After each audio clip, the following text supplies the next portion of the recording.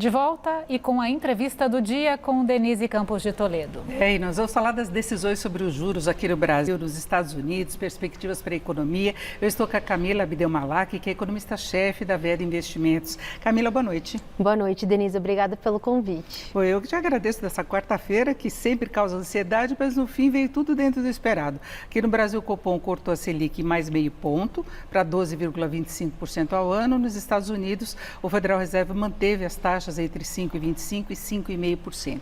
E aí a gente começa a especular o que vem pela frente. Aqui no Brasil, o Copom já indicou que ele deve manter esse ritmo de meio ponto, mesma magnitude nas próximas reuniões, falou inclusive em próximas, só que com algumas condicionantes, né? Ele coloca muito o peso externo, que pode influenciar a inflação, nós estamos até com o comunicado aqui.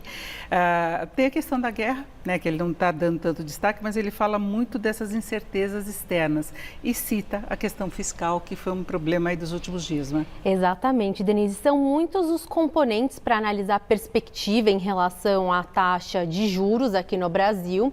E a gente tem agora um cenário internacional um pouco mais complicado, não apenas por conta do conflito que está acontecendo na faixa de Gaza e os riscos relacionados ao preço do petróleo, que pode eventualmente influenciar na inflação aqui no Brasil, mas também em todo o mundo aí afora. E a gente tem também a dinâmica em relação à economia norte-americana. Então, hoje, nessa quarta-feira, o Banco Central dos Estados Unidos decidiu pela manutenção da taxa de juros, juros que saiu de zero e foi para um patamar de 5,5%. Só que a gente tem um estresse no mercado de títulos públicos nos Estados Unidos. Então, a taxa de juros negociada de longo prazo lá nos Estados Unidos está preocupando os investidores. Ela está num patamar muito elevado por conta do risco fiscal lá nos Estados Unidos.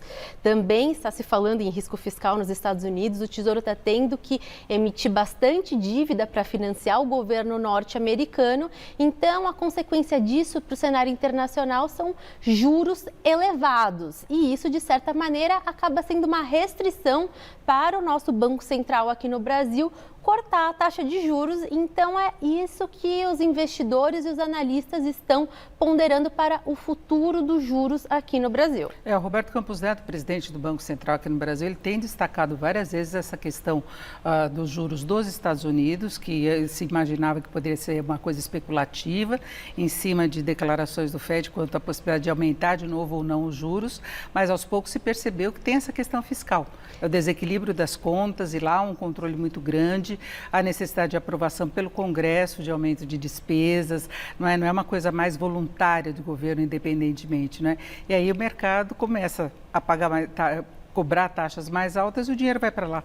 Exatamente, você resumiu de uma maneira perfeita. O que está acontecendo nos Estados Unidos é que eles estão com um excesso de oferta de títulos públicos. Então, nos Estados Unidos, eles estavam no momento em que o Banco Central dos Estados Unidos estava se desfazendo de parte do seu balanço patrimonial, vendendo parte do que adquiriu de tesouro durante a pandemia, né? Então a gente viu muito estímulo por parte do Banco Central dos Estados Unidos durante a pandemia.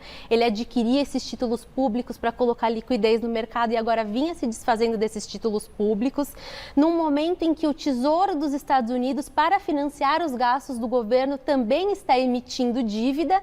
E fora isso, a gente tem duas economias que são muito relevantes, as principais detentoras de títulos públicos dos Estados Unidos, China e Japão, se desfazendo desses títulos públicos. Então, a gente tem uma enxurrada de oferta das treasuries dos títulos públicos dos Estados Unidos, o que leva à elevação dos rendimentos desses títulos, uma elevação da taxa de juros lá nos Estados Unidos. E como as treasuries são consideradas os ativos livres de risco, a gente tem uma fuga, né, para esses investimentos, por conta da rentabilidade atrativa. É por isso que influencia os mercados de modo geral. Então, cada vez que você vê uma pressão mais forte, em mês de outubro foi um mês de muita pressão dessas taxas, a gente teve uma volatilidade muito grande de bolsa de valores, do câmbio, da curva de juros aqui no Brasil, mesmo com os cortes da Selic. Agora é a nossa questão fiscal, não é? Porque o mercado teve uma agitação muito grande desde sexta passada, quando o presidente Lula disse que não vai dar para cumprir a meta no ano que vem, porque ele não quer cortar recursos para obras logo no início do ano. Ficou uma situação meio complicada para o Haddad. Ele reafirma o compromisso com a meta, que ele falou que é a meta dele, e tem toda uma discussão com o Congresso. Você acha que o mercado assimila uma eventual elevação dessa meta, por exemplo, para 0,5% do PIB, porque na verdade o mercado trabalhava com 0,8% até de déficit, né? Agora o presidente Lula falar, aí complicou a situação, né? Na verdade, o presidente, ele expressou algo que já está na conta dos economistas. Zerar esse déficit público no ano de 2024 não está sendo um cenário considerado o mais provável. No entanto, na perspectiva do mercado, é melhor tentar fazer o máximo possível para se atingir essa meta do que logo no primeiro ano você colocar esse novo arcabouço fiscal em risco. Isso eleva a percepção de risco do mercado, a percepção de risco em relação à nossa economia e a essa nova regra fiscal que havia sido bem aceita pelo mercado. Então, por isso que é difícil a gente enxergar a perspectiva em relação à taxa de juros aqui no nosso país, porque se a gente começar a perder a mão em relação à condução das contas públicas, além do cenário internacional, que é uma restrição importante para cortar os juros aqui no Brasil, a questão da conta pública também pode interferir nessa trajetória de corte de juros. A gente já viu um movimento no Boletim Focus. Então, a expectativa para a Selic no final de 2023 é ao redor de 11,75. Para 2024, o mercado fala numa taxa de juros de um dígito, então 9%. A gente já viu essa semana o Boletim Subiu um pouquinho. Focus corrigindo para 9,25 e muitos economistas já consideram, por conta dessa delicadeza do quadro fiscal, a taxa de juros em 2024 acima de 10%. Dificilmente. Você acha que fica acima de 10%? Provavelmente. Provavelmente porque a gente tem um quadro fiscal que é muito delicado. As projeções de déficit fiscal para o próximo ano, elas estão ao redor de 0,7%, 0,5% do PIB.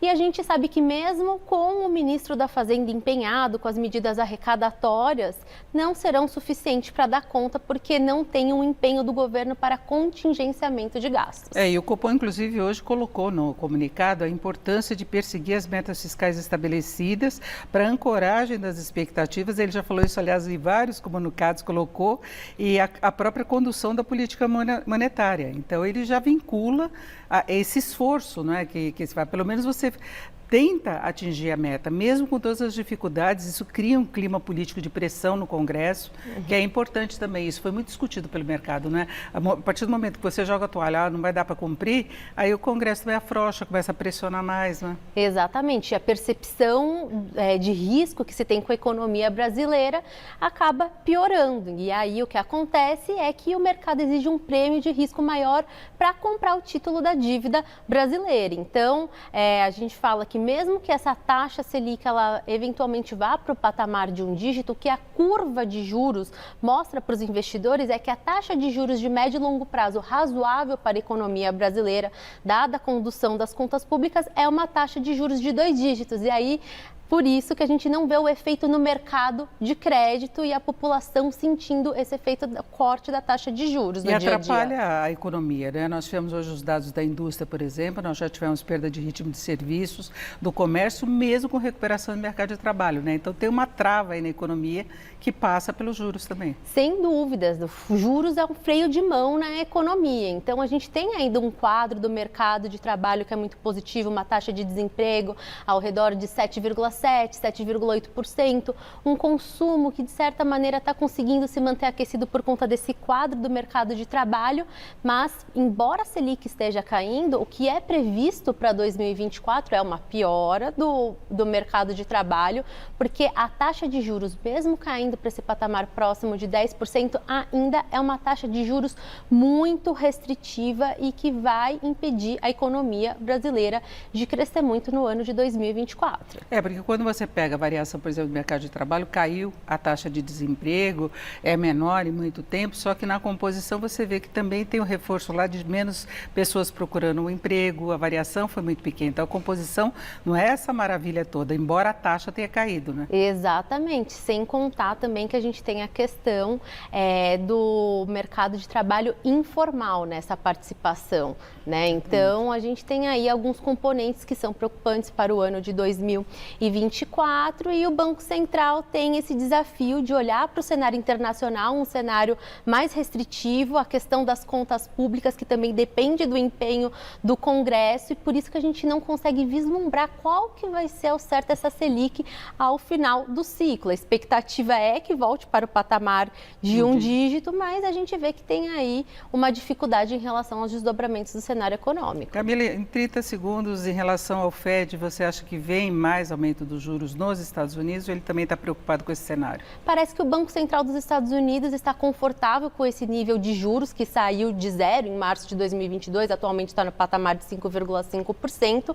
O grande recado por parte do Banco Central dos Estados Unidos é que não tem espaço para essa taxa de juros cair tão cedo. Então, esse é o principal recado do Banco Central dos Estados Unidos. O aperto irá continuar. É isso, nós ouvimos a Camila Abdel-Malak, que é economista-chefe da Veda Investimentos. Camila, muito obrigada. Obrigada. Com vocês.